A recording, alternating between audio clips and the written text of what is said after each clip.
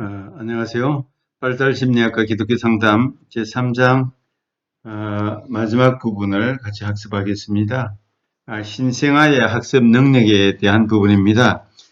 신생아도 학습 능력이 있는가에 대한 그런 물음을 던질 수 있을 것입니다.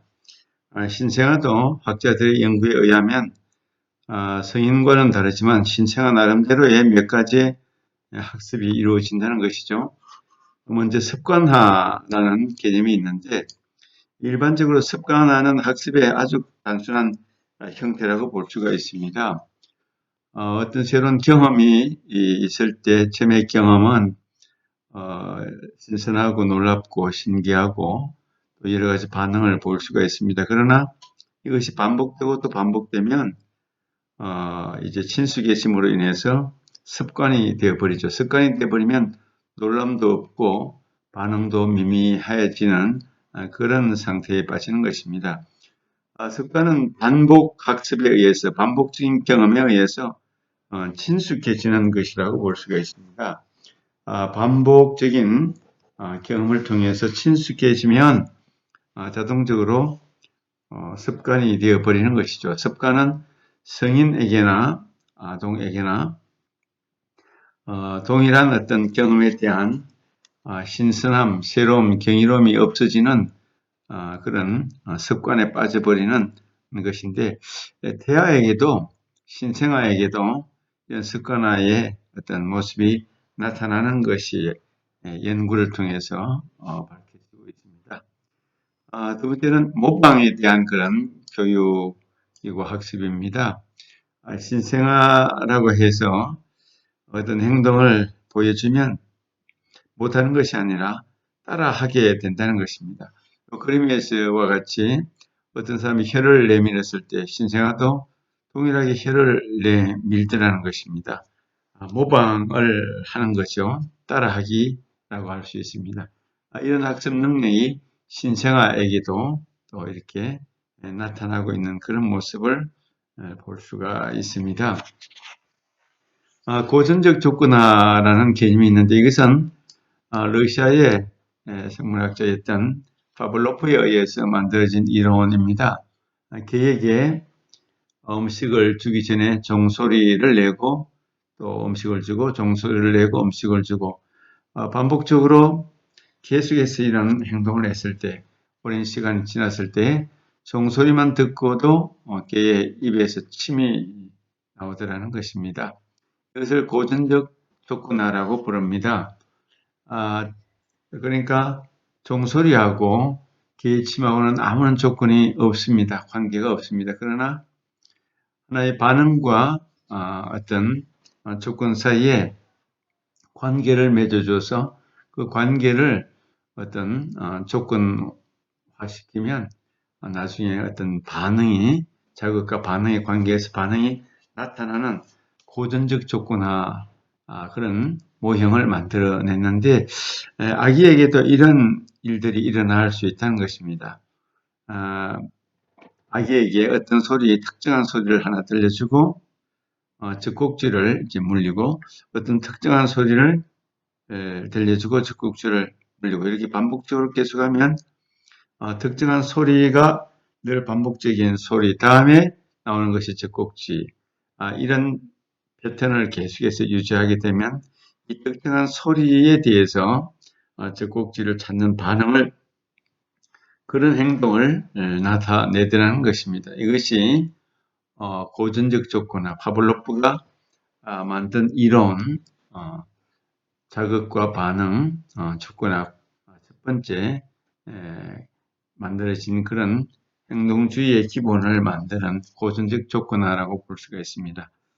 그 다음에 이제 B.F. 스키너 같은 학자들이 이후에 만들었던 조작적 조건화라는 그런 개념이 있습니다.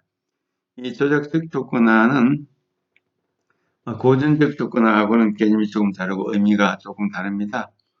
반복, 시행착오, 반복 행동을 계속해서 했을 때 새로운 행동이 만들어진다. 새로운 행동을 만들기 위해서 자극과 반응이라는 그런 고전적 조건화하고는 또 다르게 조작적 조건화는 어떤 그 반복적인 시행착오를 계속해서 함으로 인해 가지고 새로운 행동을 만들어내는 것입니다. 예를 들어서 어떤 쥐를 먹이 상자에 이렇게 넣어두고 쥐가 있다고 했을 때 어떤 먹이가 바깥에 있을 때 먹이가 굴러오도록 이렇게 조건을 만들어 놓습니다. 발판을 만들어 두고 이 쥐가 이곳에 있는 먹이를 보고 먹고 싶어서 안달이 나고 막 이렇게 활동을 하면서 먹이를 찾지만 먹이가 굴러 내려오지 않습니다. 그러나 우연하게 막 돌아다니다가 한번 눌렀는데 이것이 먹이가 굴러 내려왔을 때 사람같이 지능이 탁월하다면 계속 이 발판을 누를 것입니다. 그래서 먹이를 다 먹을 텐데 쥐는 머리가 지능이 높지 않기 때문에 우연히 한번 이렇게 눌러서 먹이가 내려오면 그것을 먹고 또 반복해서 많은 이렇게 활동을 하다가 또 우연히 눌려서 이것을 먹게 됩니다.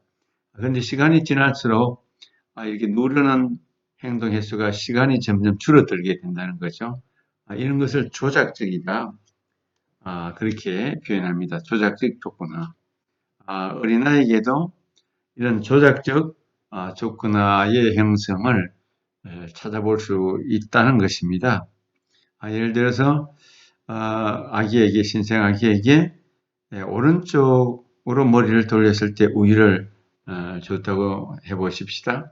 오른쪽으로 고개를 돌렸을 때 우유를 주고 왼쪽에는 안 주고 오른쪽에는 또 주고 오른쪽을 돌리면 주고 그렇게 반복적으로 계속 시행착오 같이 반복 학습을 하면 나중에는 오른쪽으로 더 많이 돌리게 되는 행동이 나오게 되는 거죠. 이런 것을 초작적 조건화라고 합니다. 고전적 조건화는 어떤 자극과 반응을 연결시키는 그런 것이라면 조작적 조건화는 시행착오 반복 학습을 계속해서 함으로 인해 가지고 점점 그것이 빨라질 수 있도록 행동을 새롭게 조성하는 거죠. 새로운 행동을 이렇게 만드는 것을 쉐이핑, 조성, 행동 조성이라고 그렇게 부릅니다. 행동을 새롭게 조성하는 행동이 새로운 행동이 나오는 거죠. 계속적인 반복 학습, 시행착오를 통해서 이것을 이제 조작적 조건하다 그렇게 부르는데 신생아기에게도 이런 학습 능력 몇 가지가 일어날 수 있다는 것입니다. 아직 나이가 어리고 태어난 지가 이제 얼마 되지 않은 불과 한 달 이내를 신생아라고 우리가 얘기하는데 이런 어린 아기에게 있어서도 모방 능력, 습관화, 이런 조건화 같은 행동들이 교육이 된다, 학습이 이루어질 수 있다 이렇게 보고 있습니다. 그 다음에 이제 신생아의 주요 쟁점이라는 차원에서 보면 이제 하나의 문제가 수유하는 문제입니다. 수유는 곧 아기에게 모유를 먹이는가 아니면은 분유를 먹여야 되는가 하는 그런 쟁점이 있을 수가 있습니다. 한 생명이 이 땅에 태어나서 양육하는 것은 참으로 소중한 것입니다. 아주 귀한 것이죠. 하나님이 주신 이 땅의 생명, 하나님이 탄생하게 했습니다. 그것을 부모가 온전하게 양육하고 또 따스한 사랑으로 또 온전한 인간으로 양육시키는 것은 부모에게 주어진 거룩하고 고귀한 사명이 아닐 수가 없습니다. 우리 성경에 보면 한나는 기도를 통해서 사무엘 아들을 낳게 되고 이 사무엘 아들을 젖대기까지 엄마가 데리고 있었습니다. 젖대기까지니까 만 한 3세에서 4세, 5세 전후라고 볼 수 있겠죠. 어머니가 충분한 사랑으로 옛날이니까 모유로 키웠겠죠. 충분한 사랑으로 키웠기 때문에 사무엘은 엄마를 떠나서도 성전에서 평생을 이제 섬기고 살게 되는데 어린 아이를 서원했기 때문에 성전으로 보내는 이 한나 어머니의 마음은 얼마나 아팠을까 이렇게 우리가 추정해 볼 수가 있습니다. 그럼에도 불구하고 우리 성경 심리학에 나오는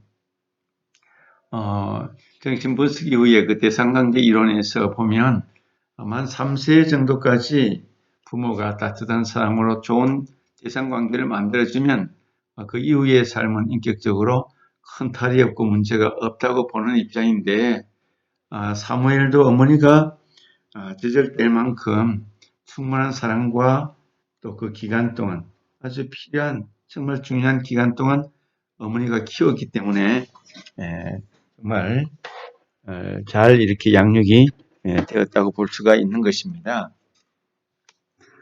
이처럼 이제 신생아 때에 그야말로 온전한 양육이 정말 소중한 경험이 되고 삶을 강건하게 만드는 데 있어서 최신의 장점이 되는 것이죠.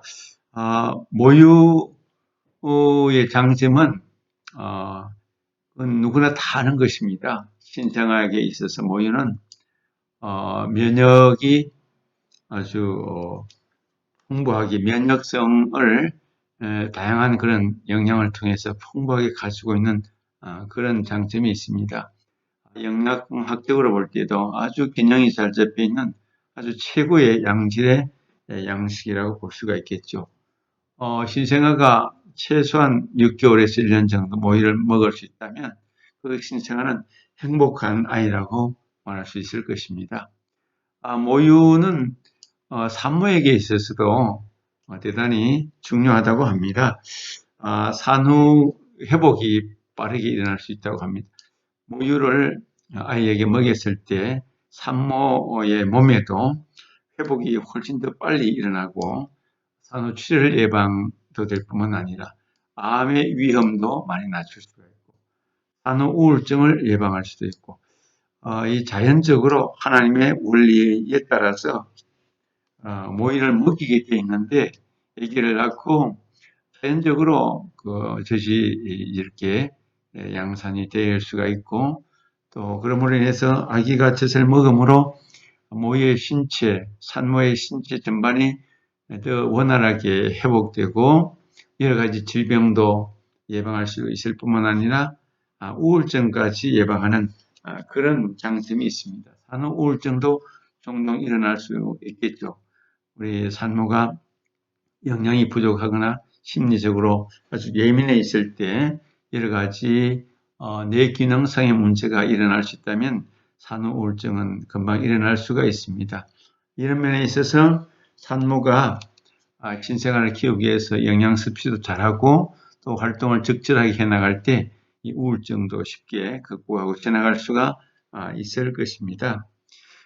뿐만 아니라 초유는 풍부한 단백질도 있고 또 여러 가지 면역 성분을 함유하고 있기 때문에 특별히 초유는 처음 아기가 태어나고 난 다음에 먹이는 초유는 대단히 중요하다고 말할 수가 있을 것입니다.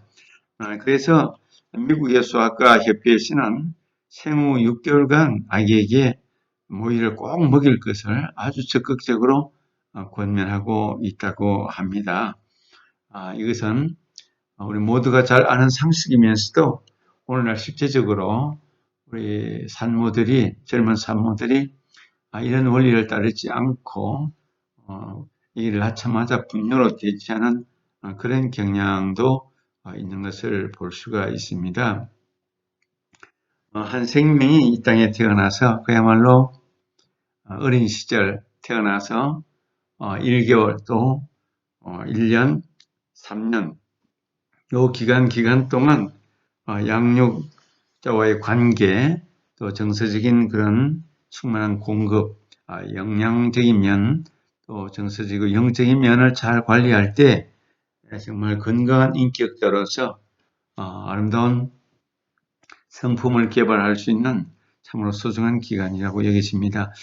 저는 기억 속의 어린 시절에 어머니가 이렇게 시골에서 일하시느라고 바빠서 할아버지 할머니가 저를 키웠던 그런 기억이 납니다. 어린 시절에 할아버지가 늘 저를 업고 다녔던 그런 기억이 납니다. 그래서 어린 시절에 저는 아버지하고 어머니와의 관계가 그렇게 따뜻했다 이렇게 느껴지지 않는데 성인이 되어서도 아버지와의 관계는 이 대상의 어떤 이미지가 별로 긍정적이지는 못했습니다. 그러나 어머니와의 관계는 많이 이제 좋아지고 개선이 되고 했는데 어머니하고는 저 중학교 때, 고등학교 때까지 시골에서 많은 대화를 하면서 어머니하고 이제 들판에서 밭에서 일을 하면서 많은 대화를 하면서 좋은 꿈을 심어주고 친밀 관계를 많이 형성하므로 어린 시절에 아기 때는 할아버지 할머니가 돌보았지만 이제 조금 자라면서 사춘기 때 어머니하고의 충분한 친밀 관계 형성으로 인해서 어린 시절에 그런 문제를 극복할 수 있는 기회가 되었던 생각이 듭니다. 어쨌든 어린 시절에 어머니가 수유를 하면서 어머니의 체온을 느끼고 어머니의 음성을 듣고 어머니와의 피부적인 스킨십을 통해서 따뜻한 밀착과 친밀 관계를 형성하는 것은 신생 아기에 있어서 대단히 중요하고 아주 소중한 경험이 아닐 수가 없습니다. 한 인격자를 만드는 데 있어서 정말 소중한 경험이 되는 것이죠. 성공적인 모유 먹이기 10단계가 이제 교재되어 있습니다. 참고적으로 볼 필요가 있습니다. 그럼에도 불구하고 모유를 먹이지 못하는 아주 불행한 일들도 가끔씩 발생할 수가 있습니다. 예를 들어서 산모가 젖이 잘 나오지 않을 때, 또 신체적으로 허약할 때, 또 여러 가지 원인으로 인해서 부득이하게 분유로 대체할 경우도 있습니다. 그런 경우는 또한 여기에 맞게 또 분유를 먹여서 한 생명으로 하여금 건강하게 자라날 수 있도록 최선을 다해 양육하는 것이 양육자의 태도이고 또 자세일 수가 있을 것입니다. 오늘날 현대 사회는 예전하고 달라서 아기의 출산율도 많이 낮고 또 결혼율도 낮지만 또 이렇게 아기가 태어나면 곧바로 가정으로 데려오지 않고 이제 병원에서 탄생하면 조리원으로 가서 조리원에서 한 2주, 3주 이렇게 돌봄을 받는 그런 형태로 되어 있습니다. 그래서 젖이 잘 나오지 않는 경우는 조리원에서 이제 혼합 수유나 액상 분유 같은 것으로 어린아이들 생명을 이렇게 양육하는 그런 경험들, 그런 현상들이 있음을 우리가 알게 됩니다. 이렇게 오늘날 여러 가지 현대 과학의 발전과 함께 한 생명에 대한 어떤 보살핌, 양육의 태도, 생명에 대한 가치에 대해서 우리 성경적인 관점에서 늘 깊이 있게 한번 생각해 보아야 할 것입니다. 자신의 몸매 관리를 위해서 산모가 자신의 몸매 관리를 위해서 또 세상적인 어떤 유행과 흐름 때문에 또 여러 가지 양육자로서의 책임을 다하지 못하는 그런 부분에 있어서 한 생명을 정말 소중한 생명을 내게 맡겨주신 한 생명을 양육자의 삶과 책임을 다하여 그 한 생명을 하나님이 기뻐하시는 귀한 생명체로 양육하겠다는 그 사명감을 잘 가지는 것이 필요하겠다고 우리가 생각해 볼 수가 있습니다. 이렇게 우리 3장의 신생아기에 대한 여러 가지 내용들을 우리 3장에서 살펴보았습니다. 이어서 이제 우리 다음 장의 4장에서는 영아기에 대한 그런 관점들을 같이 공부해 보도록 하겠습니다.